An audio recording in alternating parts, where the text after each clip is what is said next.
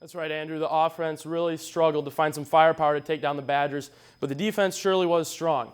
It was announced Monday that defensive back Desmond King is a quarter semifinalist for the Lott Impact Trophy and one of 16 semifinalists for the 2016 Jim Thorpe Award, which he received last year. The Jim Thorpe Award is presented annually to the best defensive back in college football. 3 finalists will be announced on November 21st, and the winner will be announced on December 8th. The Impact Award stands for integrity, maturity, performance, academics, community, and tenacity. The winner will be announced on December 11th. This season, King has recorded 26 solo tackles, a 41-yard interception return for a touchdown, and leads Iowa with 6 pass breakups. Obviously, Desmond King has been a huge asset to Iowa football. The defense as a whole had a rough start to the season, but like we saw on Saturday, King and the Iowa defense had a big game against Wisconsin. With the offense not getting the job done on Saturday, the defense was forced to be on the field for long drives.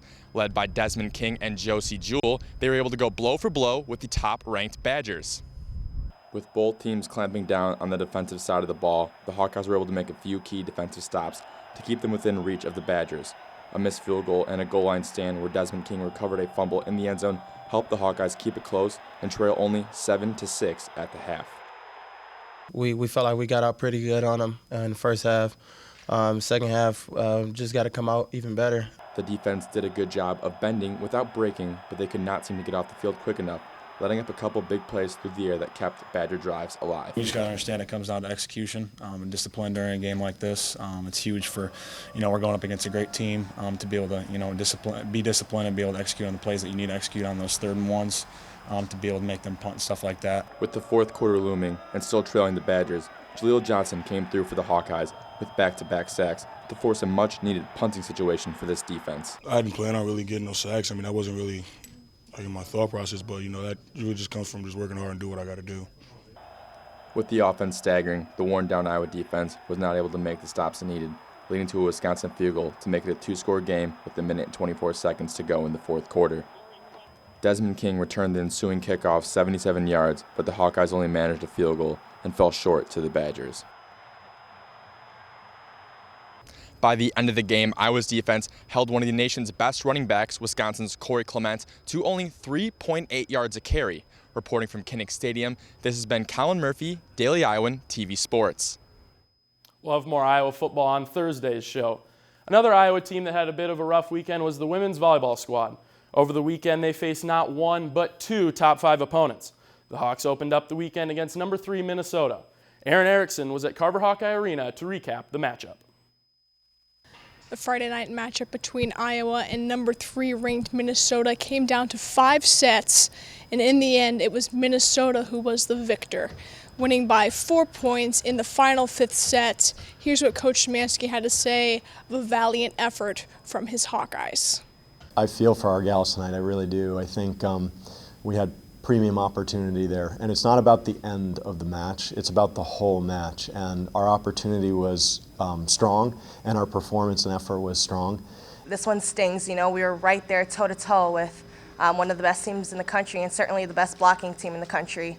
And we're going to take with us, that stinging feeling so that we remember how that feels and we try to not let it happen again. And we're not done. We are not done. This team is going to keep going. This team is going to keep working. We're going to keep giving our very, very best, having a great attitude, treating others really, really well, and being unconditionally grateful regardless of our circumstance. Our circumstance right now is we just went 5 with a team that was in the Final Four last year. These are pretty good circumstances to be able to build from, so we're going to get it. Reporting from Carver Hawkeye Arena, this is Aaron Erickson, Daily Iowan TV Sports. One member of the men's cross-country team, Daniel Garderson, traveled from Iceland to Iowa City to lead the Hawkeyes. Garderson's hopes to finish out the season was strong, with the Big Ten championships looming.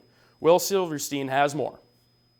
The 2016 cross-country team has been fueled by some unfamiliar names. One of those names is Daniel Garderson, a junior from Iceland. I spoke to Garderson to discuss his goals for the 2016 season.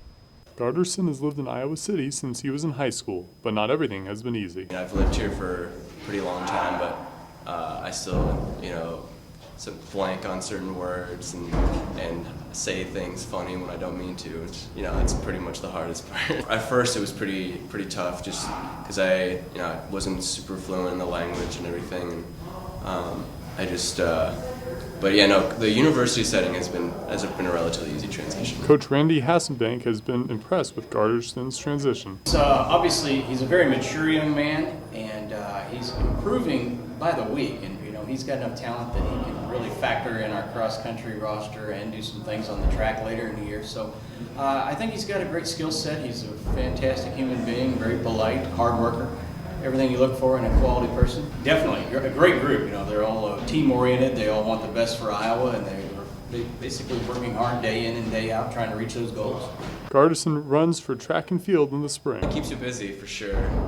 There's not a lot of downtimes. A lot of the track guys get to enjoy some leisure time in the fall, whereas cross country you have to be pretty focused year round.